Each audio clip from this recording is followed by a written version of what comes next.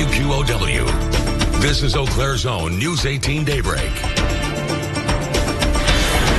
Good morning and thanks for joining us. I'm Katie Fernetton. I'm Stephanie Rodriguez. And some of those winds have died down a bit, but we're still thinking about all of the damage that happened last night in multiple parts of our viewing area.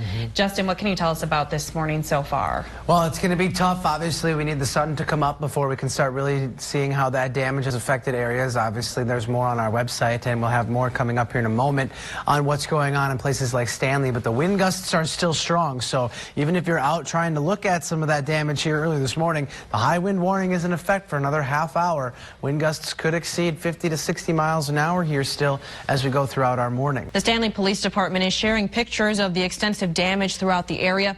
Take a look at these photos. The Stanley Police Department is saying that there is no timetable for power restoration in the city. They say that approximately 75% of Xcel Energy customers have been without power since 9:15 last night, but crews are working.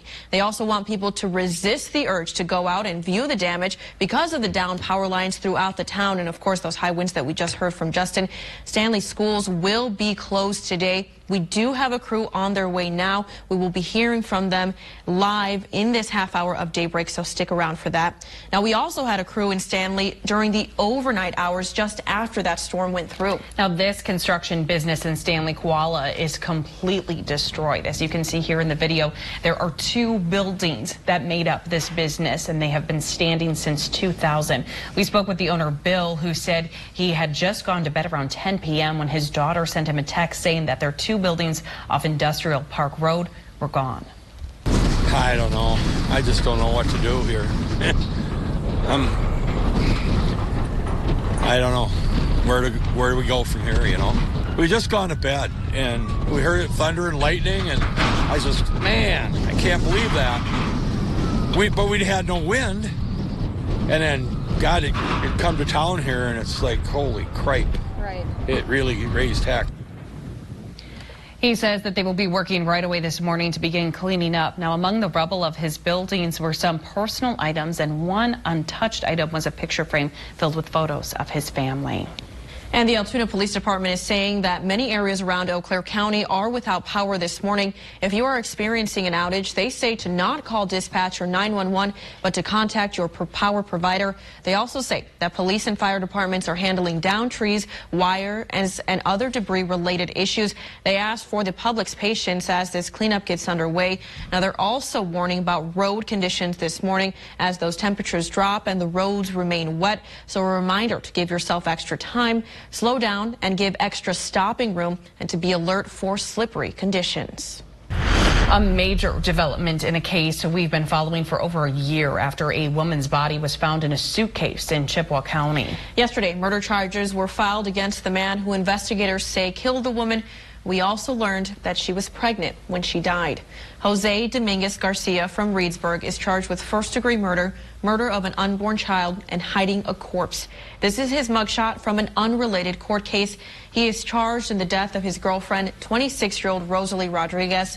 Investigators say the couple lived together in Reedsburg and had been having relationship issues. They believe in July of last year that he killed her in Reedsburg and put her body in a suitcase, leaving it at this abandoned farmhouse along County T, several miles north of Eau Claire. It was not discovered until 3 months later in October 2020. Detectives say they don't know why Dominguez Garcia came up to this area. They also don't know his motive for killing her.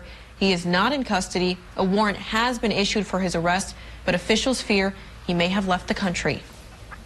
From the National Weather Service, they've been surveying the damage from those deadly tornadoes down in Kentucky. They issued their preliminary findings for damage across much of Kentucky, including Mayfield. They say the tornado on the ground for 128 miles across western Kentucky was a high-end EF4. That means peak winds of 190 miles an hour. President Biden touring some of the hardest hit areas yesterday. More than 70 people killed in Kentucky. The governor, Andy Beshear, choking up as he introduced the president. And I never thought in my life I'd be able to introduce a president, and I wish there were different circumstances. To all the families here, keep the faith. We're going to get this done. I promise you, no one's walking away. We're in this for the long haul.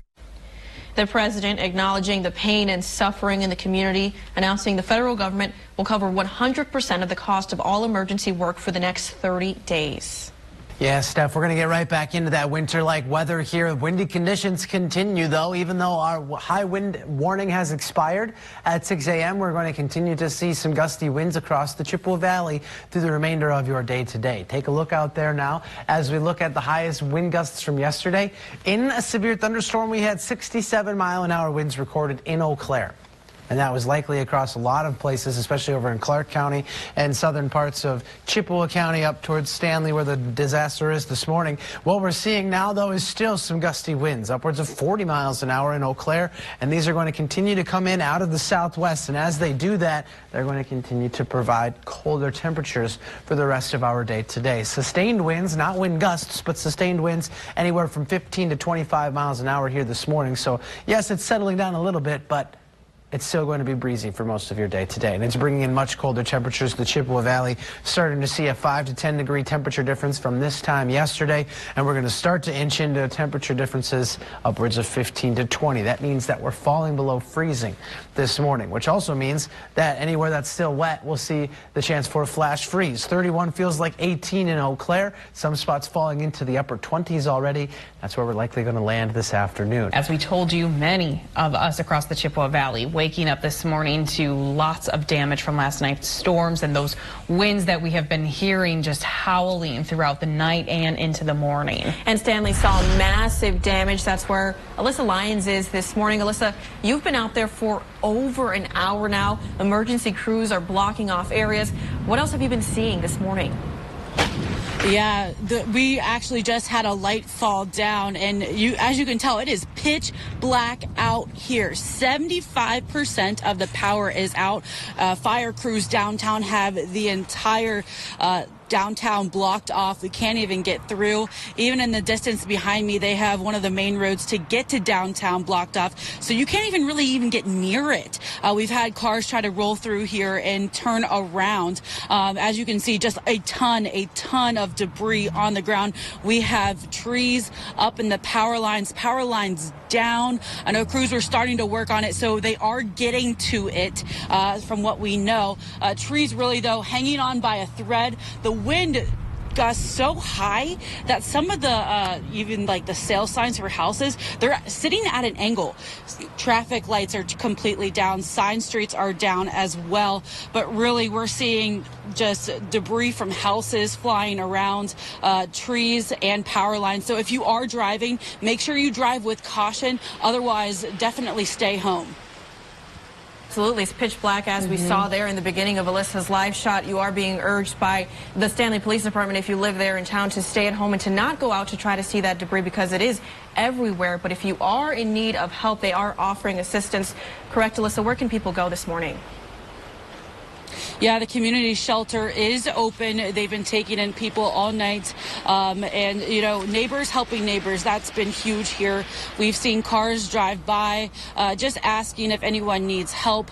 So really just all around community effort here in Stanley. Alyssa Lyons, WQOW. All right. Thanks, Alyssa. Now you and Chris, you go back into the car and you stay safe as you are out there. And as daylight gets closer, many of us will be able to see the extent of that damage. And we will be following up with those cleanup efforts all day long. Now, Stanley schools are closed for today. We are also learning that the Chippewa Falls YMCA and their Early Learning Center, they are closed today as well because of the power outages there. And 75%, like Alyssa said, 75% of Stanley is without power this morning. And we're learning this morning that the fire department will be out there, and the National Weather Service, of course, will be in Eau Claire County to survey all of that damage. We'll be keeping you updated as we learn more this morning, and of course online on our Facebook page and at WQOW.com.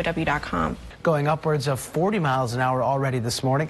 This will continue. Our high wind warning has expired, so we're not going to be seeing 50 to 60 mile an hour winds anymore. But what we are going to continue with is those strong gusts coming through, and that's going to continue to make for a breezy day as cleanup efforts get going. So anything that needs to be climbed, to be taken down, is not going to be necessarily safe as we go through it. 15 to 25, gusting up to 35 plus miles an hour for your wind speeds here through the afternoon. Now on the other side of that, we might get some reduced visibility and the chance for some light snow. As this low continues to develop some snow on the backside, it will continue to actually wrap that around, and that means that we're seeing the strong winds, but also this band of snow aiming towards the Chippewa Valley, and it's kind of expanding and growing as it does so. So there's enough mechanics there to get that snow to move in. Now, we're not expecting accumulations, but we may see some snow across the entirety of the Chippewa Valley through midday